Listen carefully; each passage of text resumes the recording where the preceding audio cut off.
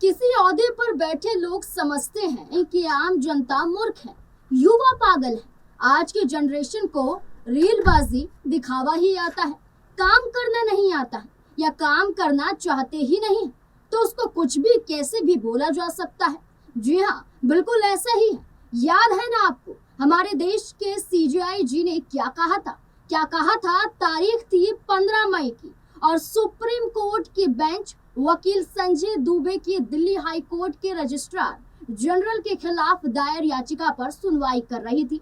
याचिकाकर्ता सीनियर वकील का दर्जा पाना चाहता था, जिस पर जस्टिस बागची ने सवाल किया कि क्या सीनियर एडवोकेट का टैग सिर्फ एक स्टेटस सिंबल है या एक न्याय व्यवस्था में भागीदारी का एक जरिया।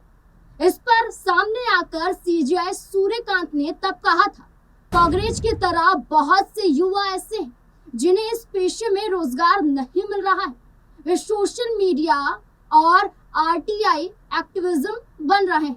हजारों लोग ऐसे हैं जो काले चोगे पहनकर घूम रहे हैं, लेकिन उनकी डिग्रियों पर गंभीर संदेह है। युवाओं को, खासकर बेरोजगार युवाओं को कॉकरोच बताने के बाद माननीय चीफ जस्टिस सूर्यकांत जी ने अगले ही दिन कहा था कि उन्होंने ऐसा कहा ही नहीं था, उनकी बात को गलत तरीके से पेश किया जा रहा है। सामने आकर सीजेआई सूर्यकांत ने बेहद सफाई दी, लेकिन इस एक बयान के बाद एक ऐसी क्रांति आई जिसने पूरे सिस्टम को हिला दिया, और इस क्रांति का नाम है अभिजीत दीपके, जिन्होंने बनाई कॉकरोच जनता पार्टी। ये सिर्फ पार्टी नहीं, बल्कि ये उन युवाओं की आवाज बनी जिसको सिस्टम ने ललकारा था, जिन्हें जानवरों की तरह, कीड़े मकोड़ों की तरह ये सरकार समझ रही थी। अब ऐसे में जानते हैं कि अभिजीत दीपके कौन है, कैसे शुरुआत हुई और आगे इस पार्टी और अभिजीत को लेकर क्या क्या कयास लगाए जा रहे हैं। नमस्कार, मैं हूं नाज़मीन खान और आप सभी का बहुत बहुत स्वागत है।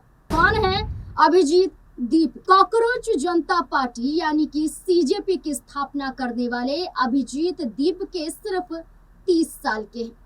फर्स्ट पोस्ट की एक रिपोर्ट के अनुसार अभिजीत दीपके एक पॉलिटिकल कम्युनिकेशन स्ट्रेटेजिस्ट हैं।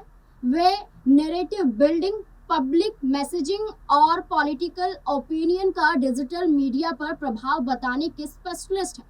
इन्होंने पुणे से जर्नलिज्म में ग्रेजुएशन हासिल की है। अभी बोस्टन यूनिवर्सिटी में पब्लिक रिलेशन पढ़ रहे हैं, जिनके कांग्रेस जनता पार्टी सोशल मीडिया पेज पर बनाने के बाद, ग्रोथ के बाद विपक्ष के कुछ चर्चित राजनीतिक चेहरों ने भी उन्हें फॉलो किया है। उनकी कांग्रेस जनता पार्टी मुहिम का समर्थन यहाँ पर कई राजनीतिक दलों ने किया है। इसमें टीएमसी सांसद महुआ मोइत्रा, कीर्ति आजाद और सुप्रीम कोर्ट के वकील और आम आदमी पार्टी के पूर्व नेता प्रशांत भूषण और सपा मुखिया अखिलेश यादव जैसे कई राजनीतिक चेहरे शामिल है। सिर्फ राजनीतिक चेहरे ही नहीं, बल्कि आम जनता और साथ ही साथ बॉलीवुड से जुड़े और कई अन्य जगत के लोग भी इस अकाउंट को फॉलो कर रहे हैं, अभिजीत दीपके को फॉलो कर रहे हैं और सीजेपी पार्टी को फॉलो करते हुए नजर आ रहे हैं। कैसे हुई इसकी शुरुआत? दरअसल ये कैंपेन सबसे पहले 16 मई को युवाओं के स्टायरिकल मूवमेंट के तौर पर सामने आया था, जो कथित तौर पर chief justice of India Suryakant की कोर्ट की सुनवाई के दौरान की गई बातों पर एक रिएक्शन था। एक दिन बाद इसका इंस्टाग्राम अकाउंट लॉन्च किया गया, जब ये मूवमेंट एक्स पर पहले से ही पॉपुलर हो चुका था। खुद को युवाओं द्वारा युवाओं के लिए एक पॉलिटिकल फ्रंट बताते हुए इस प्लेटफॉर्म ने बेरोजगारी, पॉलिटिकल अकाउंटेबिलिटी और पेपर लीक विवाद जैसे मुद्दों पर अधिक फोकस किया। ये ऐसे विषय हैं जो युवा सोशल मीडिया यूजर्स के साथ काफी जुड़े हुए हैं, और यहीं से शुरुआत हुई कॉकरोच जनता पार्टी की, सीजेपी की, और इसके मुखिया अभिजीत दीपके हैं, जिनका साफ तौर पर कहना है कि सीजेआई के बयान के बाद इंस्टाग्राम पर ये सक्रिय हुए, अकाउंट बनाया गया और अकाउंट बनाने के बाद कई युवा इनके साथ जुड़े। राजनीतिक पार्टियों से आगे अब तक सिर्फ 56 पोस्ट होने के बावजूद ये अकाउंट फॉलोअर्स की संख्या में कई जाने माने राजनीतिक संगठनों से आगे निकल गया है। इसके उलट बीजेपी के इंस्टाग्राम पेज पर अब तक 18,000 से अधिक पोस्ट शेयर किए जा चुके हैं। इस पेज ने इंस्टाग्राम पर बीजेपी को पछाड़ने का जश्न भी मनाया है और पॉलिटिकल संस्थानों को टारगेट करते हुए एक मैसेज दिया है। इस माइलस्टोन को मार्क करते हुए अकाउंट ने पोस्ट किया, युवाओं की ताकत को कम मत समझो। इंस्टाग्राम की सिर्फ अगर हम बात करें, क्योंकि जहां उन्होंने ये कहा कि युवाओं की ताकत को कम मत समझो, तो ऐसे में उनके इंस्टाग्राम अकाउंट को लेकर भी जानकारी देना जरूरी हो जाता है। इंस्टाग्राम की अगर हम सिर्फ बात करें तो सीजेपी नाम से बने हैंडल पर फॉलोअर्स की संख्या सारे रिकॉर्ड तोड़ रही है। खबर लिखे जाने तक इंस्टाग्राम पर इसके फॉलोअर्स की संख्या 13 मिलियन प्लस हो चुकी है, ऐसा दिखाया जा रहा है और तेजी से ये आंकड़ा फॉलोअर्स का बढ़ता ही जा रहा है। हो सकता है जब तक ये खबर आप तक पहुंचे ये फॉलोअर्स की संख्या और भी ज्यादा बढ़ जाए। इसी के साथ साथ बीजेपी के इंस्टा पर नजर डाली जाए तो 8.7 मिलियन फॉलोअर्स यहाँ पर उनके नजर आते हैं। वहीं आम आदमी पार्टी के 1.9 मिलियन और कांग्रेस पार्टी के 13.3 मिलियन फॉलोअर्स बताए जाते हैं। यानी कि इस पार्टी ने, जो कॉकरोच जनता पार्टी है, सीजेपी है, इसने भारतीय जनता पार्टी को बुरी तरह से पछाड़ डाला है और सरकार पर जो उंगली उठाई जाती है, जो सवाल खड़े किए जा रहे हैं कि युवाओं को कॉकरोच समझा जा रहा है, उनके खिलाफ ऐसे बयान दिए जा रहे हैं, तो साफ तौर पर उन्होंने जाहिर कर दिया कि सिर्फ अब बयान देकर बच नहीं सकते हैं, बल्कि युवाओं का सामना आपको करना ही पड़ेगा। क्या राजनीतिक पार्टी बनेगी सीजेपी? अभिजीत कॉकरोच जनता पार्टी को बताते हुए कहते हैं कि एक हफ्ता पहले तक मैं नौकरी के लिए अप्लाई कर रहा था और तभी ये सब हो गया, तो अब मैं नहीं जानता कि आगे क्या होगा। शायद किस्मत को कुछ और ही मंजूर है। असली कॉकरोच के सवाल पर उन्होंने कहा कि हाँ, मैं ही कॉकरोच हूँ। भारत के चीफ जस्टिस असल में मेरे जैसे युवाओं की ही बात कर रहे थे। अभिजीत कहते हैं कि कॉकरोच शब्द वैसे मेरे लिए कोई ट्रिगर नहीं, लेकिन ये एक बात भारत के चीफ जस्टिस के मुंह से निकलना सबसे बड़ा ट्रिगर था, जो खुद हमारे संविधान के संरक्षक हैं। वहीं संविधान जो हमें अभिव्यक्ति की आजादी देता है, जो इंसान हमारी अभिव्यक्ति की आजादी की रक्षा करने के लिए बैठा है, वे सिर्फ अपनी राय रखने के लिए हमारी तुलना कॉकरोच और परजीवियों से कर रहा है, ये बिल्कुल भी सही नहीं है। ये बात सबसे पहले ज्यादा चुभने वाली लगती है। अगर ये टिप्पणी सत्ताधारी दल के किसी भी नेता द्वारा की जाती तो ये आम तौर पर सिर्फ एक बयान लगता, लेकिन सीजीआई के जरिए ये बयान दिया गया, ऐसी टिप्पणी की गई जिसकी निंदा की जाती है। इसी के साथ साथ यहाँ पर कई और बड़ी बातें अभिजीत दीप के करते हुए नजर आते हैं। वे ये कहते हैं कि अरविंद केजरीवाल के साथ वो जुड़े हुए थे। इनको लेकर उनसे सवाल पूछा जाता है तो अभिजीत दो टूक जवाब देते हुए नजर आते हैं। वो ये कहते हैं कि यहाँ वो आम आदमी पार्टी के साथ जुड़े थे एक मुहिम के तहत।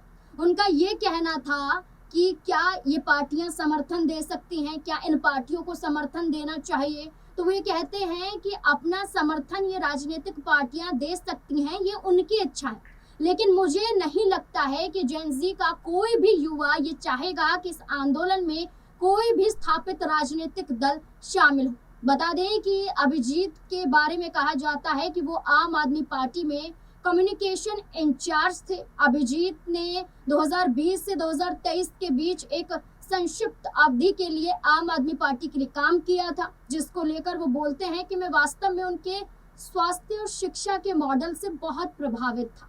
उस समय की भारतीय राजनीति में स्वास्थ्य और शिक्षा का मुद्दा कहीं नहीं था किसी और पार्टी के जरिए। उन्होंने इस पर काम किया क्योंकि वो आम आदमी पार्टी के जरिए ये देख रहे थे कि वो युवाओं से जुड़ रहे हैं, वो आम जनता से जुड़ रहे हैं, इसलिए मैं प्रेरित हुआ और अपना योगदान इस पार्टी को दिया था। इसके बाद मुझे लगा कि मुझे जीवन में आगे बढ़ना चाहिए। मैंने 1 साल का ब्रेक लिया, अपनी एप्लीकेशन तैयार की और 2024 में फैसला किया कि अब निजी जिंदगी और वित्तीय स्थिरता पर ध्यान देने का समय आ गया है।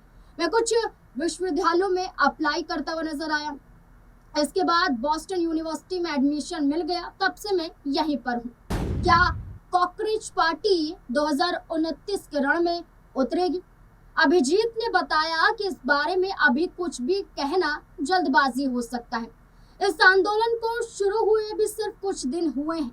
हम युवाओं से बात करेंगे, उनकी राय लेंगे कि हमें आगे क्या कदम उठाना चाहिए और क्या नहीं, क्योंकि उनकी सबसे बड़ी शिकायत यही है कि देश की कोई भी पार्टी उनकी बात नहीं सुनती है, उन्हें पूरी तरह अनदेखा कर दिया जाता है। लेकिन अब इस आंदोलन के परिणाम स्वरूप स्थिति बदल रही है। स्थापित पार्टियां भी अब मजबूरन हमारे इस मूवमेंट पर नजर रख रही हैं। कई बड़े नेता हमें समर्थन देने की बात कर रहे हैं, लेकिन जेन जी के युवाओं ने अपना मन साफ कर लिया है। वे मुझसे लगातार कह रहे हैं कि अभिजीत, आप जो चाहे कर लें, लेकिन किसी भी पारंपरिक राजनीतिक दल की परछाई इस आंदोलन पर ना पड़ना दे। हम अपना एक पूरी तरह स्वतंत्र आंदोलन चला रहे हैं और इस आंदोलन, इस मुहिम का मकसद सिर्फ ये है कि हम युवाओं की परेशानियों को, युवाओं की आवाज को उठा सके। हमारा तत्कालीन लक्ष्य भारत के राजनीतिक विमर्श को बदलना है। पिछले 10 से 12 सालों से इस देश की राजनीति का स्तर क्या है हम सब जानते हैं। वही हिंदू मुस्लिम की बातें जो गोल गोल घूम रही हैं। आखिर ये सब कब तक चलता रहेगा? इससे देश के युवाओं को क्या मिल रहा है? अगर इससे किसी को कुछ मिल रहा है, कुछ भला हो रहा है, तो मुझे जरूर बताएं। हकीकत ये है कि इससे कुछ नहीं मिल रहा और देश का जेन जी इस बात को समझ चुका है। मैं पिछले 2 साल से अमेरिका में बैठकर देख रहा हूँ कि यहाँ के युवाओं के बीच चर्चाओं का स्तर क्या है, लेकिन हमारी सरकार क्या दिखाना चाहती है, ये सब कुछ अभिजीत दीपके ने कहा। पार्टी बनाने का मकसद भी बताया, साथ ही साथ ये भी बताया कि एक सम्माननीय पद पर बैठने के बाद अगर आप ऐसी टिप्पणी करते हैं तो फिर आपके खिलाफ युवाओं का आक्रोश किस हद तक बढ़ सकता है। देखिए, अभिजीत दीपके ने साथियों काफी कुछ कहा, लेकिन एक बड़ी बात यहाँ पर एक निकल कर सामने आ जाती है कि जहाँ इंस्टाग्राम पर हाल ही में लगातार फॉलोअर्स की संख्या बढ़ती जा रही है सीजेपी की, लेकिन इस बीच में ये भी कहना गलत नहीं होगा कि जिस देश को लोकतांत्रिक देश कहा जाता है, जिस देश को कहा जाता है कि बोलने की आज़ादी है, उसी देश में लोकतंत्र की आज़ादी कहीं ना कहीं छीनी जा रही है। कैसे? यहाँ पर साफ तौर पर नजर आता है कि इंस्टाग्राम से अलग उनका ट्विटर यानी कि एक्स पर भी यही अकाउंट है और ये इंस्टाग्राम से पहले से चल रहा है, लेकिन इसको बैन कर दिया गया है, जिसका वीडियो बनाकर खुद अभिजीत ने अपने पेज पर भी डाला है, जिसको जाकर आप देख सकते हैं।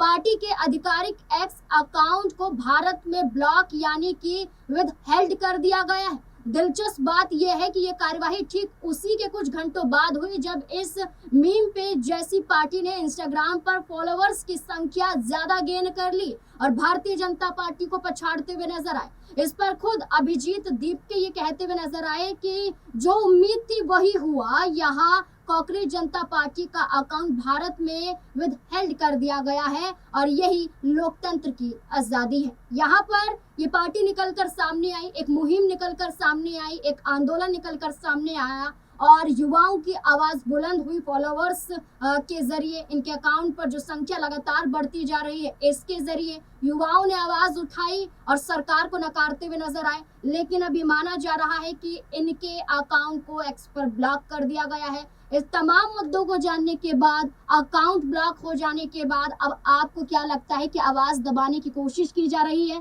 क्या सरकार डर गई है? क्या कुछ लगता है आपको? अपनी राय कमेंट सेक्शन में जरूर दें।